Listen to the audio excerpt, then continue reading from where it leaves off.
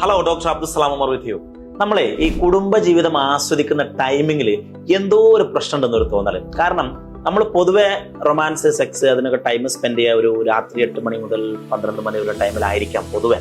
പക്ഷെ നമ്മളൊരു പുരുഷന്റെ ഹോർമോണൽ സൈക്കിൾ നോക്കുകയാണെങ്കിൽ ഈ ഹോർമോണൽ സൈക്കിൾ ഏറ്റവും താന്നിരിക്കുന്ന ഒരു സമയം, നമ്മൾ ടെസ്റ്റോസ്റ്ററോൺ ലെവൽസിന്റെ ഗ്രാഫ് നോക്കുകയാണെങ്കിൽ ഏറ്റവും താന്നിരിക്കുന്ന ഒരു സമയമാണ് വൈകുന്നേരം 6 മണി മുതൽ രാത്രി 12 മണിയുള്ള ഒരു സമയം. പക്ഷെ നമ്മൾ ഏറ്റവും കൂടുതൽ കുടുംബമായിട്ട് സംസാരിക്കാനും പ്ലാൻ ചെയ്യാനും റൊമാൻസ് ചെയ്യാനും സെക്സ് ചെയ്യാനൊക്കെ ടൈം സ്പെൻഡ് ചെയ്തത് ആ ഒരു സമയത്താണ്. നേരെ മറിച്ച് നമ്മൾ ടെസ്റ്റോസ്റ്ററോണിന്റെ ലെവൽ നോക്കുകയാണെങ്കിൽ ഏറ്റവും പീക്കിൽ നിൽക്കുന്ന, അതായത് രാവിലെ ഒരു 4 മണി മുതൽ 8 മണി വരെ നോക്കുകയാണെങ്കിൽ ടെസ്റ്റോസ്റ്ററോൺ ഏറ്റവും പീക്കിൽ നിൽക്കുന്ന ഒരു സമയമായിരിക്കും. അതായത് രാവിലെ സൂര്യൻ ഉദിക്കുന്നതിന് മുമ്പ് എഴുന്നേറ്റ് ഒന്ന് കുളിച്ച് ഫ്രഷായി പല്ലൊക്കെ തേച്ച് മെഡിറ്റേഷനൊക്കെ പോയി എക്സസൈസ് ഒക്കെ ചെയ്ത് നമുക്ക് മിണ്ടാനും പറയാനും പ്ലാൻ ചെയ്യാനും റൊമാൻസ് ചെയ്യാനും സെക്സ് ചെയ്യാനൊക്കെ ഒരു പുരുഷന്റെ ബെസ്റ്റ് ഓഫ് ദ എനർജി കിട്ടുന്ന ഒരു സമയമാണ് ആ മോർണിംഗ് ടൈം.